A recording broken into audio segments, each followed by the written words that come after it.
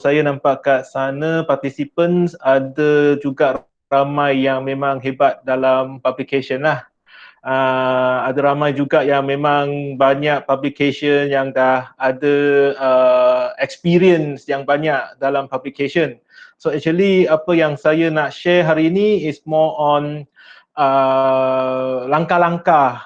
Okay, langkah-langkah macam mana kita boleh buat publication kat journal. Starts from zero lah, starts from A to Z lah. Okay, so untuk session ini saya tak fokus pada macam mana nak siapkan paper.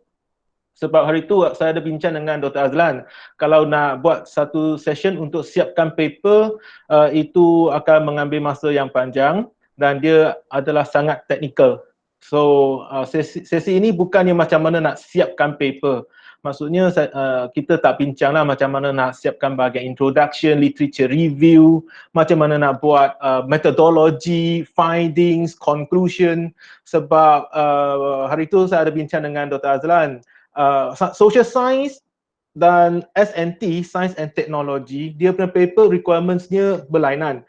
Cara saya buat paper tak sama dengan cara Dr. Azlan buat paper sebab saya social science, business, Dr. Azlan Science and Technology. So untuk sesiapa yang berminat macam mana nak siapkan paper, maksudnya macam mana nak tulis paper itself, from introduction to conclusion, maybe itu kita boleh buat pada sesi yang seterusnya lah. So untuk sesi petang ini, saya akan lebih pada contohnya macam mana kita nak pilih jurnal, jenis-jenis jurnal yang kita patut pilih, bila kita nak buat paper, paper jenis apa yang kita kena buat. Lepas tu apa yang perlu kita berhati-hati bila kita buat paper dan hantar paper ke jurnal. It's more on sharing lah, my own experience dan sebagainya lah. Okay, so let us start now. Okay.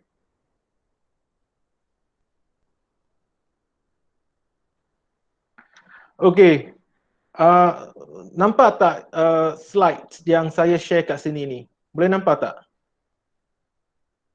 Dr. Azlan boleh nampak? Nampak, Doktor. Okay, thank you.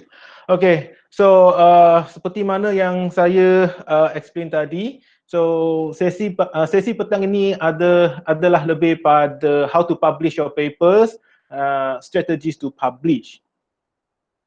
Okay, so apa yang saya akan share pada petang ini, kita akan lihat pada selecting a suitable journal. Bila kita nak publish, first of all kita kena memilih jurnal yang sesuai. So saya akan start dengan pemilihan jurnal yang sesuai.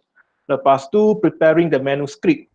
So preparing the manuscript kat sini saya akan share macam mana kita boleh buat satu ataupun menghasilkan satu manuscript yang boleh diterima oleh jurnal. And then lepas tu saya akan share, lepas kita dah hantar paper ataupun manuscript kita ke jurnal, apa yang perlu kita buat. And lastly saya akan share macam mana kita nak avoid predatory journals, ataupun apakah langkah-langkah berhati-hati yang perlu kita buat bila kita nak hantar paper kita ke jurnal. Okay, so kita start dengan pemilihan jurnal. Okay, which journal to choose? Okay, so bila kita nak pilih jurnal, okay, kita actually ada beribu-ribu jurnal kat luar sana. Ada beribu-ribu jurnal yang kita boleh publish manuscript ataupun paper kita. Tetapi out of yang beribu-ribu tu, bila kita nak pilih jurnal, ada dua perkara yang kita perlu bagi perhatian. Yang pertama adalah referee. Okay, first of all kita kena make sure jurnal tu referee. Yang kedua adalah index. So apa beza referee dengan index? Referee journal basically dia merujuk kepada jurnal tu dia ada melakukan proses peer review. Dia ada melakukan proses peer review untuk artikel ataupun manuskrip yang dihantar. Maksud peer review kat sini adalah bila kita hantar manuskrip kita, bila kita hantar paper kita ada reviewer yang review paper kita. Maksudnya ada orang reviewer yang menilai paper kita dan ada orang yang boleh bagi komen pada paper kita. So it depends on the journal. Certain journal dia ada 2 orang reviewers, certain journal ada 3 orang reviewers. So as long as paper yang kita hantar tu dia ada orang buat review, dia ada reviewer yang beri komen kepada paper kita, then kita boleh cakap journal tu adalah refereed journal. Okay? So yang kedua adalah index. Okay? So index journal maksudnya journal tu dia ada dimasukkan ke dalam database. Database yang macam mana? Contohnya, jurnal tu dia ada dimasukkan ke dalam database Google Scholar, dia ada dimasukkan ke dalam database ASEAN Citation Index dan sebagainya lah. Selain daripada 2 ni ada Copernicus, ada DOAJ. So itu semua adalah indexing punya database. So untuk KPI kita, untuk KPI UiTM dan juga KPI FRGS, okay, kita nak paper yang dipublish di journal yang di-index di Scopus, Web of Science and ERA. Okay, tapi baru-baru ni FRGS dia tak recognize ERA, dia hanya recognize Scopus and Web of Science or WOS. Tapi UiTM for KPI punya purposes, kita masih terima paper yang dipublish di journal yang di-index di ERA lah. Okay, so to make it simple, okay, kita just ingat macam ni. Semua index journal tu dia actually adalah refereed journal. Sebab bukan senang nak masuk journal tu ke dalam indexing database. Okay, contohnya Scopus. Kalau journal tu dia nak masuk ke database Scopus, dia ada banyak requirement yang kena dia penuhi. So for example lah, dia mesti ada track record. Maksudnya dia tak boleh lah journal yang baru, dia mesti ada record for about 3 to 5 years, dia mesti ada regular punya publications dan dia punya papers mesti up to standard dan sebagainya. So kita boleh cakap semua index journal tu dia adalah refereed journal. Dia mesti melalui review process dia punya artikel tu. Okay, but not all refereed journals are index journal. So ada journal dia ada buat review process untuk artikel, tapi dia tidak di-index ke dalam database. Kenapa? One reason is maybe journal tu journal yang baru. Okay, macam my experience lah. UiTM Melaka untuk social science punya bidang, kita ada jurnal AJOBS, Academic Journal of Business and Social Sciences. Jurnal ni kami establish jurnal ni pada tahun 2017. So bila waktu kami baru nak establish jurnal tu pada tahun 2017, okay, sangat susah untuk kami nak cari artikel ataupun manuskrip. Sebab apa? Sebab orang akan tanya, you punya jurnal ada index tak? Waktu tu 2017, jurnal AJOBS dia tak di-index. Dia tak ada index kat Google Scholar. So sebab dia baru, first volume. Tapi kami ada buat review proses. So kami cakap dengan orang, oh AJOBS ada refereed tapi belum index sebab baru.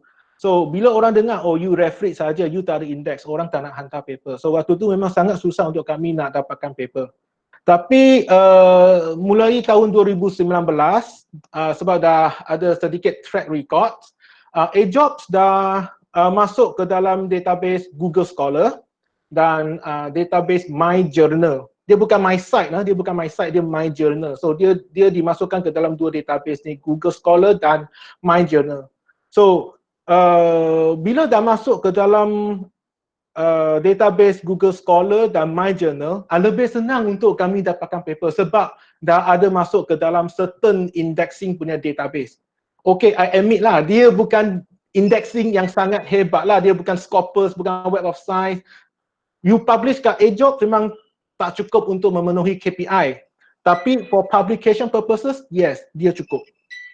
Okay, so that is about referee and index. So bila kita nak pilih journal, okay, kalau boleh kita make sure kita pilih journal yang index kat database yang powerful ataupun database yang popular seperti Scopus, Web of Science and ERA. Okay, selain daripada memilih jurnal yang referee dan berindeks, okay, apa yang kita perlu pertimbangkan adalah kita kena make sure jurnal tu dia ada ISSN ataupun EISSN number. Apa beza ISSN dan EISSN? ISSN adalah dia adalah printed version. Dia printed version dia pakai ISSN. Kalau dia bukan printed version, dia online punya version, dia adalah EISSN. Contohnya AJOBS, jurnal UiTM Melaka, itu adalah jurnal elektronik. So kita tak ada printed version. So bila tak ada printed version, dia hanya ada EISSN number. Dia tak ada ISSN. So it depends on the journal. Ada certain journal dia ada dua. Sebab dia ada printed version dan dia ada electronic version. Biasanya jurnal yang dah lama lah, yang dah established, dia ada dua. So dia ada printed dan dia ada electronic. So mana-mana satu boleh, asalkan dia ada ISSN. Kenapa ISSN number ni penting? Sebab kalau nanti kita nak masuk ke dalam Prisma, dia kena ada ISSN number. Okay, so kalau dia tak ada ISSN number, nanti kita punya record tu dia tak recognize lah, dia tak boleh diambil kira. Saya rasa maybe Dr. Alia dia boleh advise on this lah about ISSN number. Okay, lepas tu bila kita nak pilih journal, kita kena make sure scope of journal tu betul.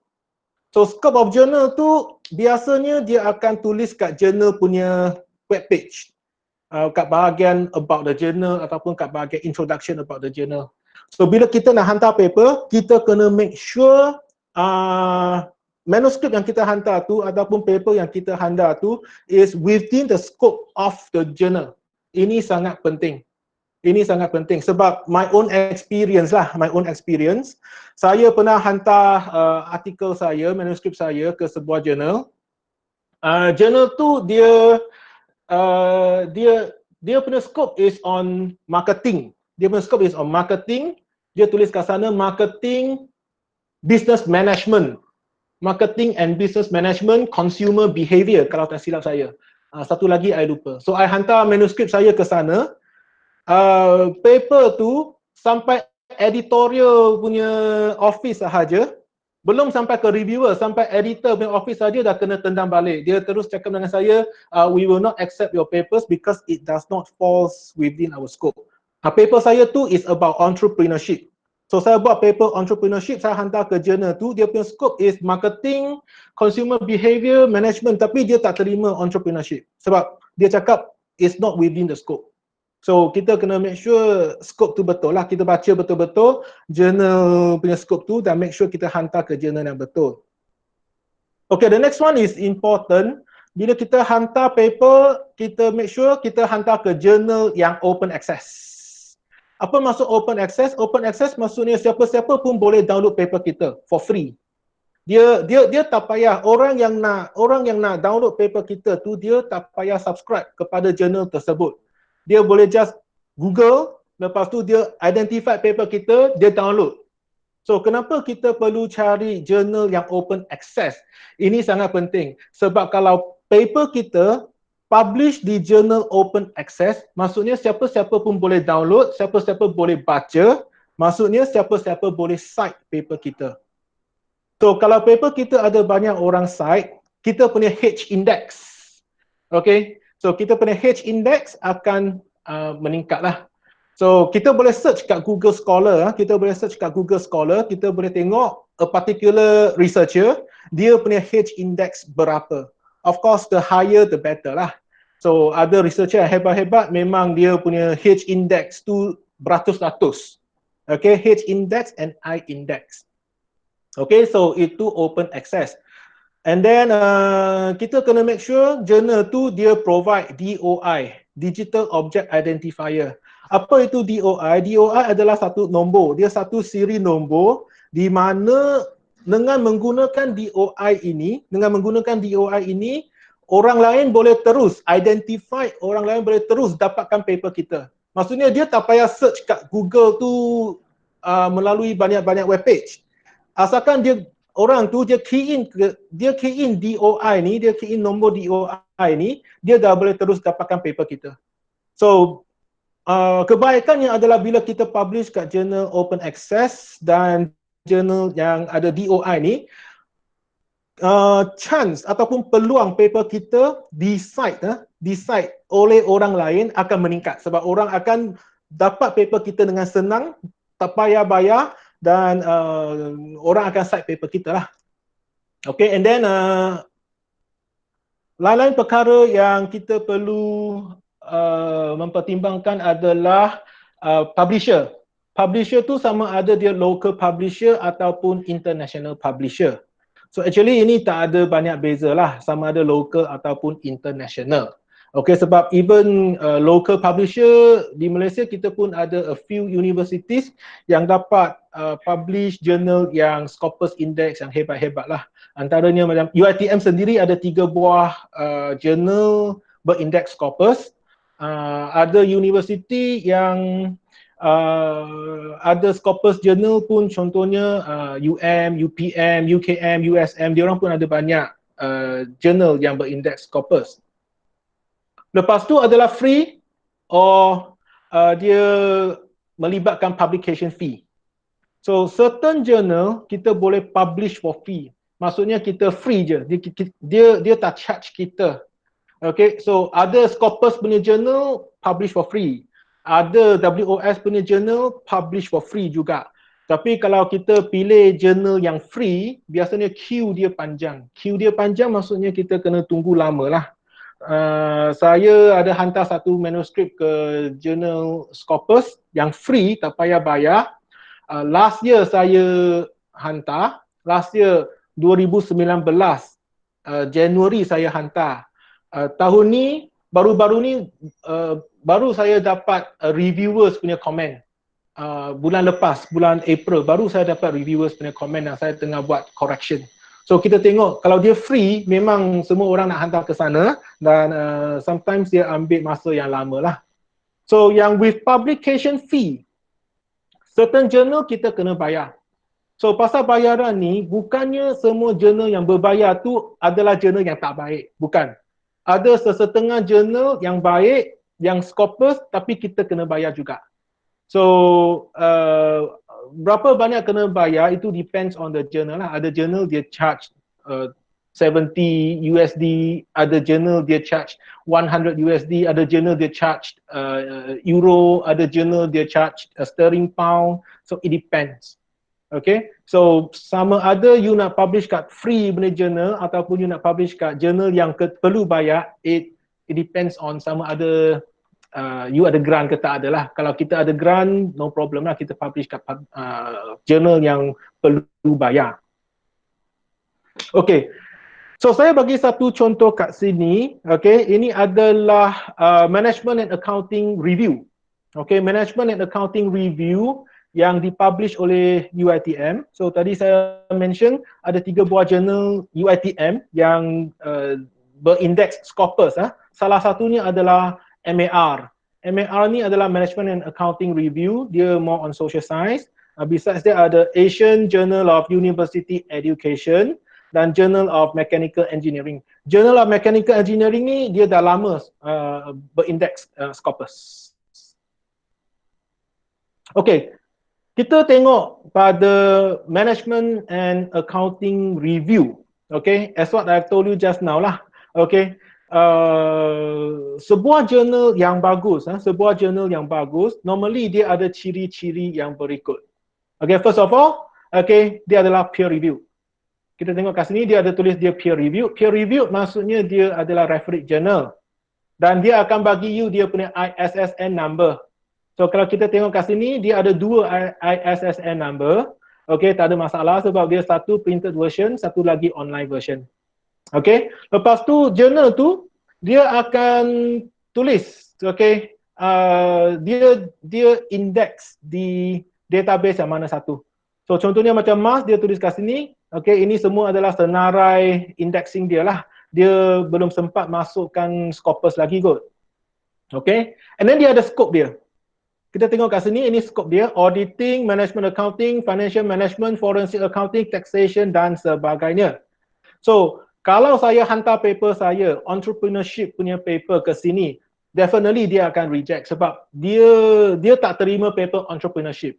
Paper entrepreneurship is not within the scope of this journal. Okay, and then kita boleh tengok sebuah journal yang bagus, biasanya dia punya volumes, dia punya issues ataupun numbers of publication, okay, dia adalah kita cakap standardized. Contohnya, MAS, dia akan publish thrice a year, 3 kali setahun, setiap bulan April, August, December. Maksudnya, dia tak akan suka-suka publish pada bulan March, pada bulan September dan sebagainya. Sebab ini adalah satu requirement Scopus. Kita kena make sure kita punya journal publish on regular basis. Dan kita tak boleh suka-suka tukar.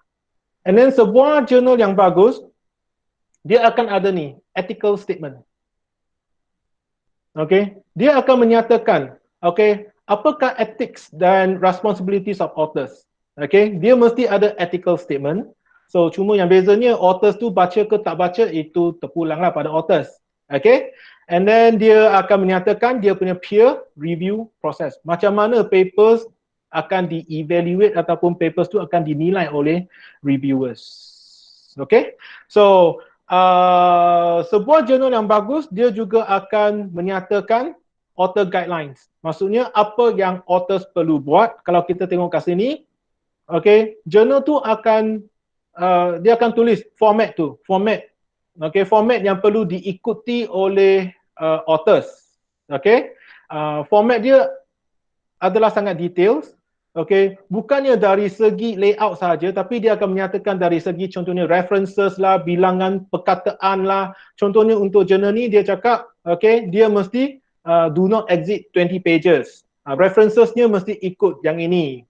Okay, dan apakah requirements pada language dia dan sebagainya. Okay, so ini adalah ciri-ciri sebuah jurnal yang bagus lah.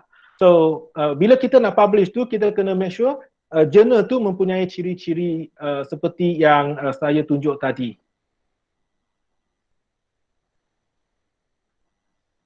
Okay, so macam mana kita nak evaluate jurnal tu? Banyak kali ada kawan-kawan yang akan tanya saya, jurnal ni dia Scopus tak? Jurnal tu dia masuk era tak? Jurnal ni dia ada tak Scopus Q1 ke Q2 ke Q3 ke?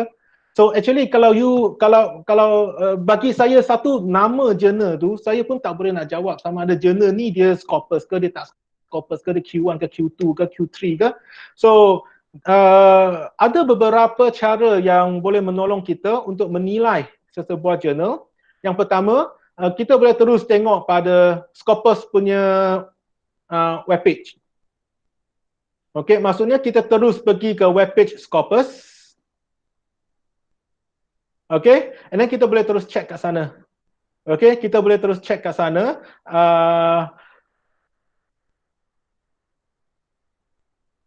Okay, kita boleh check kat sources ni and then kita tengok sama ada jurnal tu ada tak kat dalam Scopus punya webpage. Okay, so besides that, kita boleh masuk ke Web of Science punya webpage. Kita masuk ke Web of Science punya webpage dan kita boleh terus type jurnal tu kat sini. Okay, kita boleh terus type jurnal tu kat sini. Contohnya saya ada contoh kat sini, Journal of Entrepreneurship Management and Innovation. Kita boleh search jurnal tu. Okay, so kita tengok kat sini. Okay, journal tu ada tersenarai di WOS. Maksudnya, okay lah, this journal is indexed by WOS. Okay, and then era. Okay, untuk jurnal yang ada di-index di era, okay, kita boleh cari kat era punya website. Ataupun actually kita punya library, library UiTM sangat bagus. Dia ada menyediakan webpage ni. Dia menyediakan webpage ni untuk kita check sama ada jurnal tu dia diindeks di era atau tidak. Okay, contohnya jurnal yang saya ingat lah, International Journal of Academic Research in Business and Social Sciences. Saya harap tak salah. Okay, so contohnya saya key in je nama jurnal ni dan dia terus keluar kat sini. Jurnal ni adalah jurnal yang diindeks di ERA. So kalau kita check kat website-website macam ni, website Scopus, website WOS ataupun pakai website PITA ni, kita boleh menilai sesebuah jurnal tu dengan senang lah, sama ada dia Scopus ke, dia WOS ke ataupun dia ERA. Okay, ada satu website yang biasa saya guna adalah Shimago. So Shimago lebih senang sebab Shimago dia boleh terus bagi tahu kita sama ada jurnal tu adalah jurnal berindeks Scopus ataupun dia punya kuartal, dia Q1, Q2, Q3, Q4. Okay, so daripada sana kita boleh, daripada sanalah kita boleh terus tahu. Okay, jurnal tu dia adalah jurnal Q1, Q2 ataupun Q3. Okay, so ini cara yang senang untuk kita menilai sesebuah jurnal. So kita boleh terus masuk ke Scopus punya website, WOS punya website ataupun check ERA, gunakan PITA punya website tu ataupun gunakan Shimago. Okay, in terms of preparing the manuscript, selepas kita dah identify jurnal mana yang kita nak publish, okay, then kita perlu buat manuscript lah, kita perlu prepare the manuscript. Okay, so untuk prepare the manuscript, first of all, kita kena tengok manuscript mana satu yang jurnal tu akan terima. So, certain journal, dia hanya terima empirical punya paper. Certain journal, dia terima reviews and empirical. Certain journal, dia tak terima conceptual. Certain journal, dia terima tiga-tiga. Review, conceptual, and empirical. Review maksudnya kita buat literature review. Okay, systematic literature review. So, apa yang kita buat, apa yang kita hasilkan adalah sebuah review. Okay, so certain journal dia tak terima review, tapi certain journal dia terima. Conceptual biasanya kita habis kat kita punya framework. Okay, maksudnya paper tu sampai bahagian framework saja. So kita just share the conceptual framework, kita just share our research framework sebab dia conceptual saja. It stops at ideas.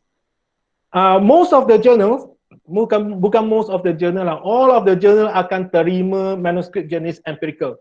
Empirical maksudnya dia ada analysis, dia ada results, dia ada discussions and conclusions. Okay, so bila kita nak buat manuscript, kita kena tahu jenis apa yang kita nak buat. Kita nak buat review, conceptual atau empirical, dan jurnal tu terima manuscript jenis apa. Okay, and then yang kedua, bila kita buat manuscript kita, kita kena make sure kita punya contents. Okay, contents tu first of all mesti scientifically written.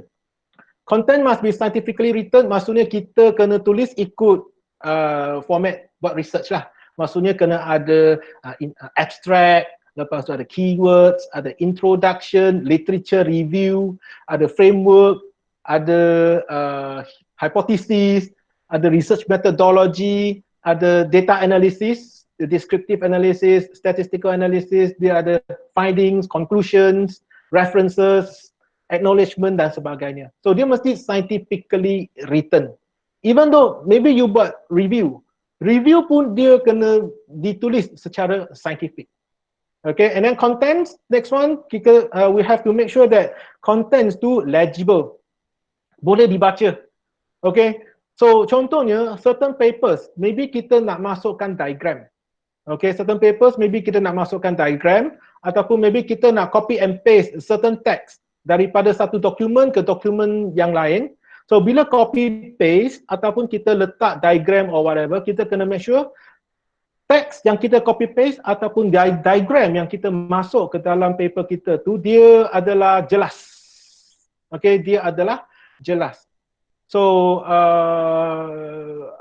my experience is saya tahu, okay, sebelum ni ada rakan-rakan punya paper kena buat correction lah, kena buat correction banyak kali sebab dia punya diagram is not legible.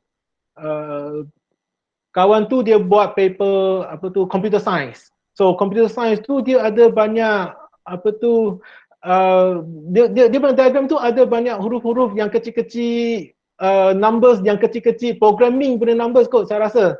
So bila dia copy and paste diagram tu, dia punya numbers tu sebab terlampau kecil, reviewers tak boleh baca. So dia reject.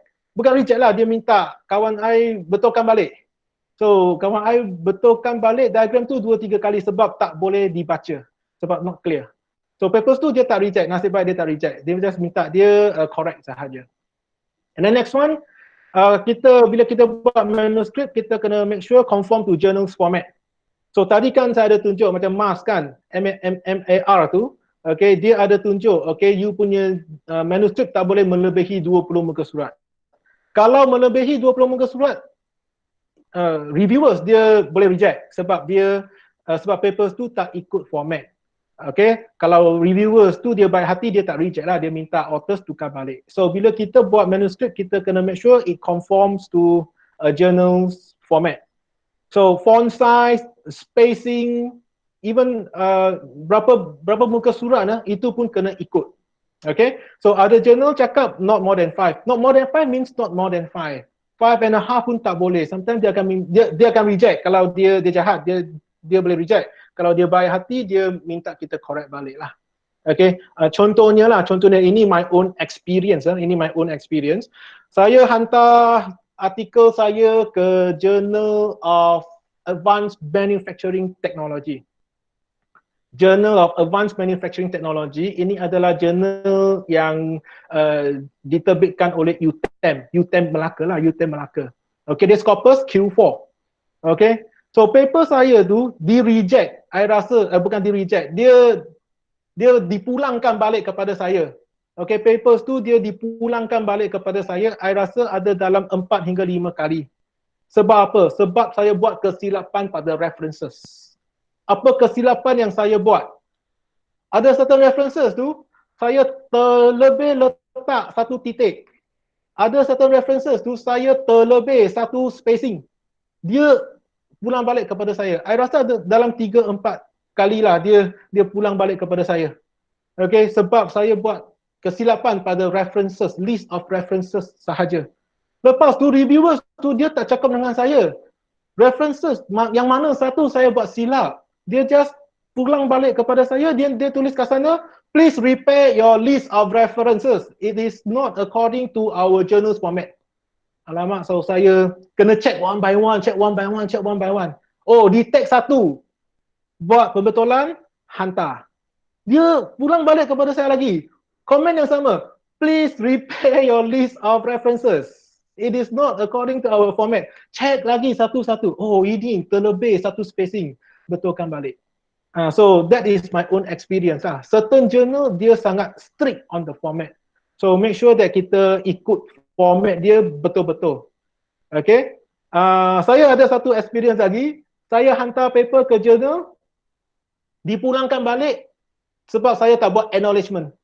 Then I cakap I reply email lah kepada jurnal tu, I cakap, saya punya paper ni tak dapat funding pun, research ni tak ada funding pun. Apa yang saya perlu tulis? Then dia cakap, acknowledge lah you punya management ke, you punya university ke. Then okay lah, I buat acknowledgement. Sebab apa? Sebab dalam format jurnal tu kena ada acknowledgement. So kita kena make sure kita ikut format. Okay? And the next one is language. So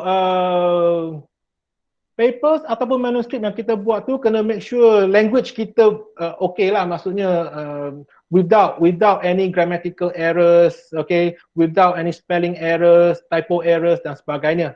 So kita boleh hantar paper kita untuk buat proofread, okay, buat proofread untuk make sure that the language is okay. Okay, and then next one is zero plagiarism. So kita kena make sure papers kita sebelum kita hantar, kita boleh check dululah, turn it in. Okay, turn it in, and if it is below 20%, I think it's good. Okay, it's good enough lah, it's okay lah. Sebab kalau journal biasanya dia orang pun minta less than 20%. So it depends. Some journals dia akan minta kita hantar kita punya turn it in punya output. Certain journals dia tidak. Okay. So bila kita buat papers, buat manuscript, kita kena highlight. my own experience lah, ini my experience, inilah benda-benda yang kita kena highlight supaya paper kita tak di reject. First, novelty. Kita mesti menunjukkan paper kita ada gap, sesuatu yang baru. Okay, something which is new, novelty, ada gaps lah. Lepas tu metodologi kita kena betul. Metodologi kita kena, kita cakap strong lah. So, dari segi population, sampling, even dari segi kita, contohnya kita punya research instrument dan sebagainya, everything has to be detailed out, everything has to be explained as clear as possible. Sebab metodologi ni penting, sebab kalau metodologi kita betul, normally kita punya findings akan betul. Kalau metodologi salah, findings akan salah, conclusion akan salah. So, certain journal, dia focus very much on the methodology. And then, contributions, especially social science punya contributions, especially social science punya papers, kita kena highlight our contributions. Okay, contohnya kita ada hypothesis, then kita cakap, okay, there's a relationship between A and B. Kita tak boleh stop kat sana saja, there is a relationship between A and B. Kita kena cakap, okay, there is a relationship between A and B, so what does it mean? So what is the contribution of your paper if you find out that there is a relationship between A and B? Okay, so inilah from my own experience lah, benda-benda yang kita kena highlight supaya paper kita tidak di-reject. Okay, iaitu novelty, methodology, literature and practical contributions. Okay, lepas kita dah buat paper, okay, then kita submit manuskrip kita ke jurnal. So macam mana kita boleh submit paper kita ke jurnal? Ada dua approach, okay, ada dua jalan. First is through conferences. Tapi bila kita nak hantar paper kita untuk publication di jurnal melalui conferences, kita kena berhati-hati. Sebab not all conferences will publish manuscripts in journal lah.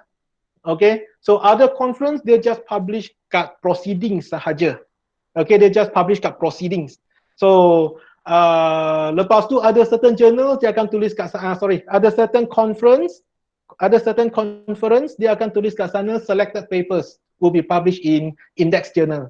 So ini semua perkara yang kita perlu berhati-hatilah kalau kita nak submit ke jurnal melalui conference. Okay.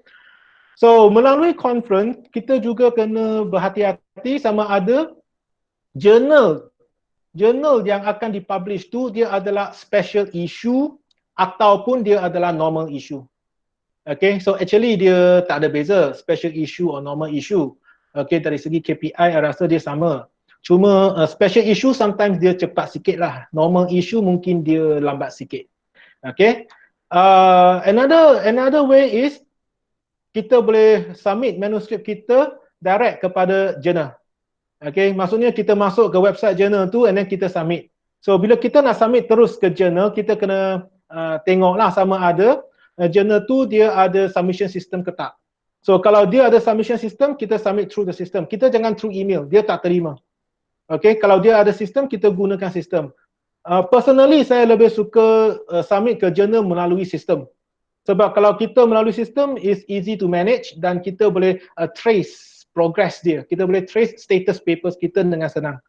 So certain journal dia pakai cara yang lama, traditional method dia guna email.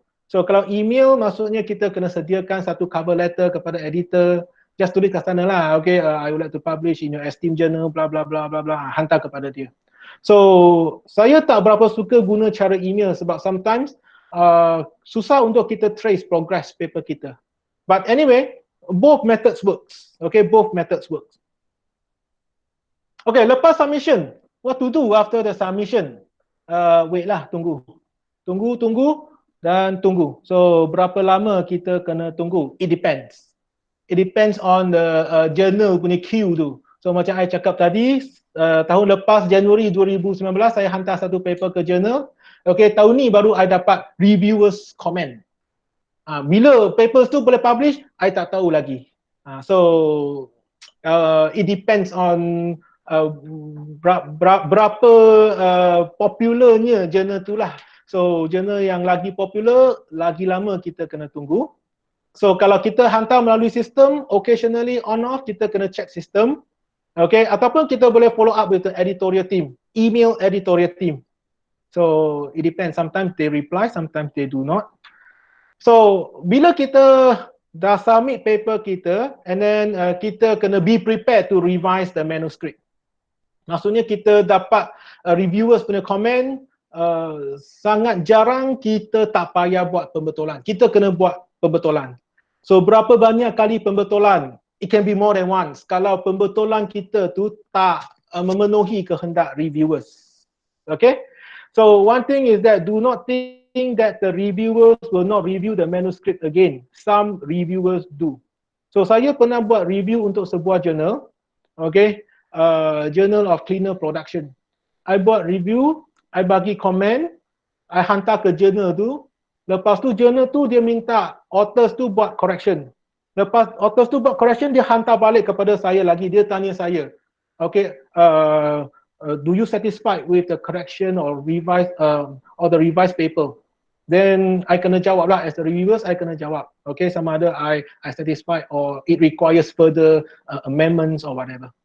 Okay, so sometimes certain journal dia akan hantar the revised version ke reviewers sekali lagi untuk reviews. Okay, so sekiranya kita tak setuju dengan apa yang reviewers tu tulis ataupun yang reviewers tu minta kita buat, actually kita boleh reply kepada reviewers tu secara politely lah. Okay, kita reply to the reviewers politely dan kita nyatakan kenapa kita disagree with them dan sebagainya. It's okay because reviewers they are very open. Okay, they are very open. Okay, so how do I know that the manuscript is accepted for publication?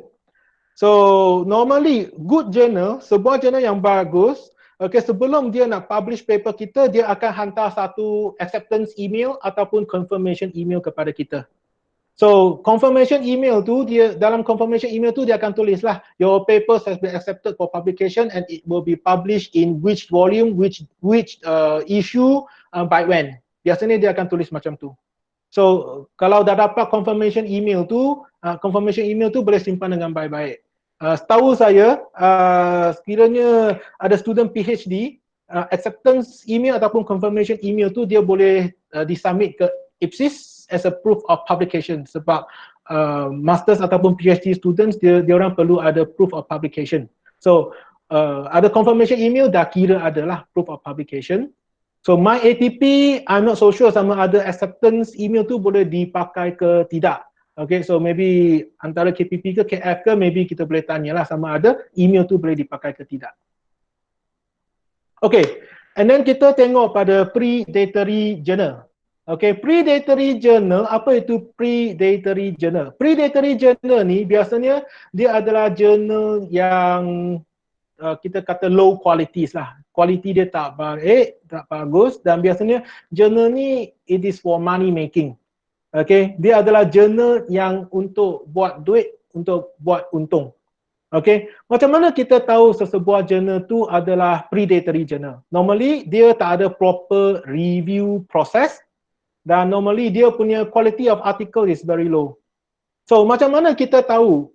Okay, dia tak ada proper review process. Contohnya, okay, kita tengok pada point yang ketiga, super quick publication process. Kita hantar paper kita hari ini, esok, okay, hari keesokan kita dah dapat email. Dia cakap, okay, your paper has been reviewed. Okay, please do the correction accordingly. Lepas tu apa correction yang dia minta kita buat? Maybe margin tak betul lah, maybe spacing lah. Pembetulan macam itu saja. So you buat pembetulan, okay, you hantar balik, okay. The next day, okay, hari ni hantar, esok you buat pembetulan, lusa you dah dapat confirmation email. Dia cakap, okay, your paper has been published, your paper has been accepted for publication. Okay, please pay the publication fee, $100 USD. So kalau dia punya process of publication tu is super quick, terlampau cepat. Within 1 week, less than 1 week dah boleh publish. Normally that is a predatory journal. And then kita boleh masuk ke website journal tu, kita cuba download a few papers, beberapa papers, and then kita tengok, cuba baca. Papers yang journal tu publish, dia punya quality macam mana. So kalau you baca artikel yang di-download daripada journal tu, you baca, lepas tu you rasa paper tu so-so saja, paper tu banyak salah, paper tu method salah, finding salah, tajuk tak sama dengan content, maksudnya journal tu tak bagus lah. It could be a predatory journal. Okay, so normally predatory journal dia ada charge. Okay, so bukan semua journal yang ada charge tu predatory ya. Ada certain yang no, yang bukan predatory tapi dia ada charge. Tapi normally predatory journal dia ada charge. So dia akan bagi pelbagai nama kepada charges tu lah.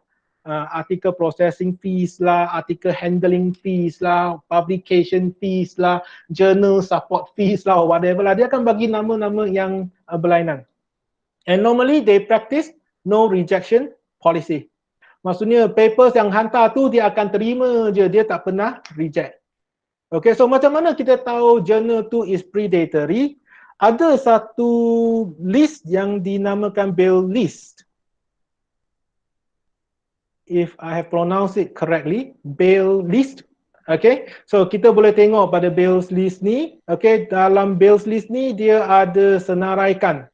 Okay, publisher dan juga jurnal yang dianggap sebagai predatory jurnal. Okay.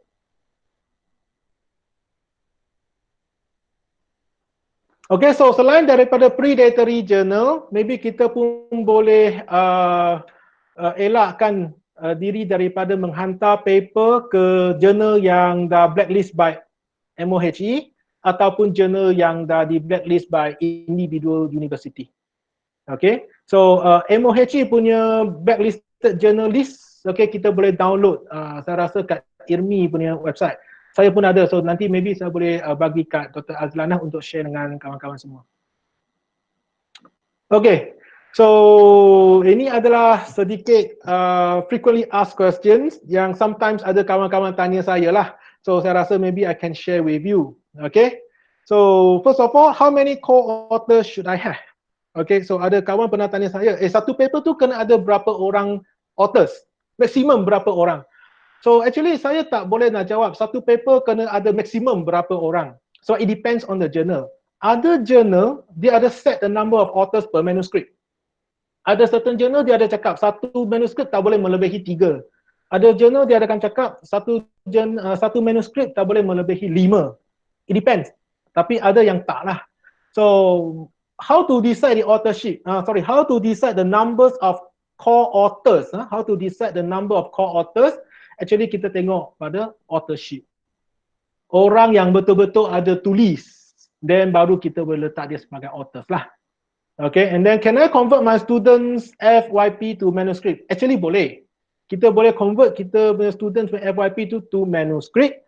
Okay, dan dihantar ke journal untuk publication. But we have to do it ethically. Okay, maksudnya nama student tu kena masuklah ke dalam manuscript tu. Janganlah kita ambil everything daripada tu, lepas tu kita buang nama student tu. Okay, lepas tu authorship, again authorship. Siapa yang perlu diletakkan di nama depan, siapa perlu diletakkan di nama belakang, itu pun we have to do it ethically lah. Okay, and then the next one is turn it in. Do I need to turn it in for my manuscript? Yes, highly advisable to do so. Okay, sebab some journals, okay, dia akan minta turn it in punya output daripada authors. And then this one, saya ada satu manuskrip. Boleh tak saya hantar manuskrip yang sama tu ke 2 atau 3 journals untuk review pada waktu yang sama? Can I send the same manuscript to 2 or more journals at the same time? The answer is no. Tak boleh sebab itu tak ethical. Okay, bila kita nak hantar manuskrip, okay, kita kena make sure satu manuskrip dihantar ke satu journal. Sebab biasanya bila kita hantar manuskrip ke journal, kita kena buat declaration. Kita kena declare bahawa journal manuskrip yang kita hantar tu tidak, it is not under review by other journal. So kita kena buat declaration tu. So make sure, maksudnya kita tak boleh hantar manuskrip yang sama ke 2-3 journals untuk di-review, tak boleh. Okay, and then next one, what should I do if my manuscript is rejected? Tak ada apa, manuscript reject je. Saya pun pernah manuscript dihantar, di-reject, pernah. So, I mean, it's not a big deal lah, it's not the end of the world. Kalau manuscript di reject, tak apa, kita take note on the reviewers or editors comment, revise and send to other journals. Tak ada masalah. Okay, and then I have presented a paper in conference. Can I send that paper to journal? Sebenarnya kalau you dah present satu paper di conference dan paper tu dah dipublish di conference proceedings, kita tak boleh hantar paper yang sama ke journal. Sebab bila dia dah dipublish, dia dah ada ISBN, dia dah ada copyright. So paper yang sama, exactly the same, sebiji kita tak boleh hantar ke journal yang lain untuk publication. Okay, last one is what is the difference between main author and corresponding author. Main author is the first author lah. Biasanya main author adalah orang yang buat paling banyak kerja lah. Okay, maybe the team leader ke, orang yang tulis paling banyak lah. Okay, itu adalah main author lah. Corresponding author is the contact person. So corresponding author adalah orang yang dia akan contact dengan journals, dengan readers dan sebagainya. So dia boleh jadi orang yang lain, dia boleh jadi orang yang sama. So itu saja daripada saya. Okey. Terima kasih. Saya harap sesi perkongsian ini membantu rakan-rakan.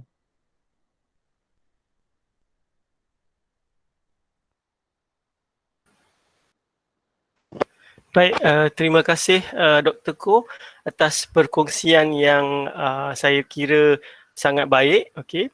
Mungkin thank you.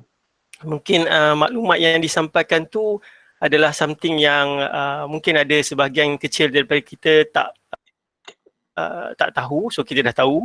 Ada yang mungkin mempunyai sedikit persepsi yang tak pasti, dah dipastikan ataupun dah diperbetulkan persepsi tersebut, ataupun satu perkongsian ulangan kepada mereka yang mungkin telah biasa dengan kerenah berkaitan dengan penghantaran paper kepada jurnal ni lah. Okay. Baik, saya buka beberapa minit terakhir ini kepada para peserta. Sekiranya ada soalan untuk diajukan kepada Dr. Koh. Ya, silakan. Kalau saya boleh jawab, saya boleh jawab.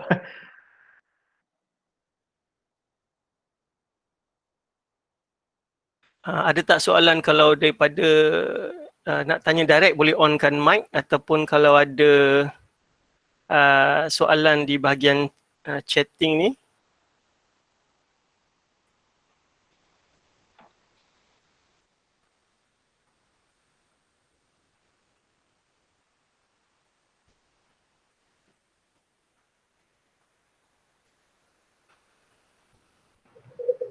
Dr. Ada Koh. siapa yang nak? Okay, Yes, alright, yes. Dr.